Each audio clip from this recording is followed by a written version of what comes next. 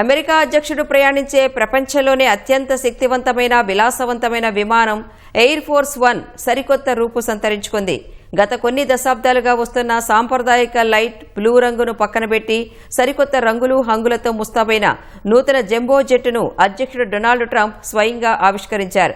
Qatar దేశం బహుమతిగా ఇచ్చిన ఒక విలాసవంతమైన బోయింగ్ 747 విమానాన్ని సర్వసన్నద్ధమైన ఎగిరే వైట్ హౌస్గా మార్చారు.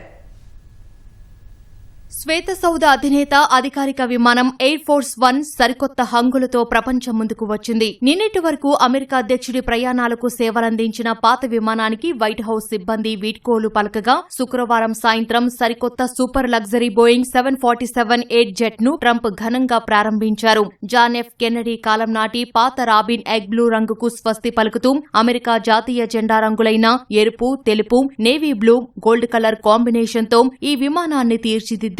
విమాన ప్రవేశ ద్వారం వద్ద ప్రెసిడెన్షియల్ సీల్, తోక భాగంలో భారీ అమెరికా పతాకం ఈ విమానానికి సరికొత్త రాజసాన్ని తెచ్చిపెట్టాయి. ఈ డిజైన్ పూర్తిగా తన అభిరుచికి తగ్గట్టుగా రూపుదిద్దుకుందని ట్రంప్ స్వయంగా ప్రకటించారు. The workmanship of this plane is, when you see it, you won't believe it actually. The quality of woods, the quality of the materials, the quality of the engines. These engines are the finest, they're the best in the world. Nothing like it. So it's really an honor, and I want to thank the Emir of Qatar.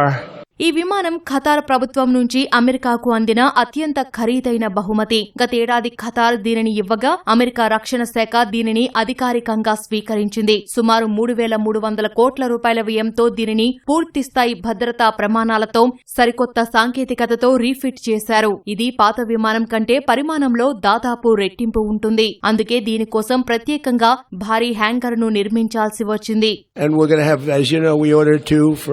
Long time ago they ordered, and they're coming in, and the hangar was built for the large plane. The other plane is such a difference in size, but there will never be one like this. This is very unique. This is considered the world's most luxurious plane. When it was built at a level that will probably never be seen again. And Boeing సంస్థ నేరుగా నిర్మించే కొత్త విమానాలు రావడానికి 2028 వరకు సమయం పట్టే అవకాశం ఉండటంతో అప్పటి వరకు ఈ ఖతార్ జెట్ ఒక తాత్కాలిక ప్రత్యామ్నాయంగా అమెరికా అధ్యక్షుడి ప్రయాణాలకు సేవలు అందిస్తుంది. కేవలం 10 నెలల రికార్డు కాలంలో రేయింబగళ్లు శ్రమించి దీనిని అధ్యక్షుడి ప్రమాణాలకు తగ్గట్టుగా మార్చిన రక్షణ, వైమానిక సిబ్బందిని ట్రంప్ ప్రత్యేకంగా అభినందించారు.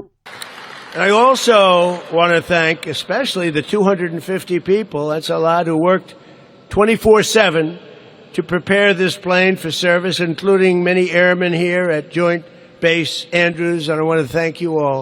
మరో కొన్ని రోజుల్లో ఈ విమానం తన టెస్ట్ రన్స్ పూర్తి చేసుకుని అధికారిక సేవల కోసం రంగంలోకి దిగనుంది. వచ్చే నెల జులై 4న అమెరికా 250వ స్వాతంత్ర్య దినోత్సవ వేడుకల సందర్భంగా వాషింగ్టన్ డీసీ గగనతలంలో జరగబోయే చరిత్రలోనే అతిపెద్ద ఫ్లైఓవర్ అంటే మిలిటరీ విమానాల ప్రదర్శనకు ఈ సరికొత్త ఎయిర్ ఫోర్స్ 1 విమానమే నాయకత్వం వహించబోతోందని వైట్ హౌస్ వర్గాలు ప్రకటించాయి. అలాగే వచ్చే నెల టర్కీలో జరగబోయే నాటో సదస్సుకు ట్రంప్ ఈ విమానంలోనే ప్రయాణించనున్నారు.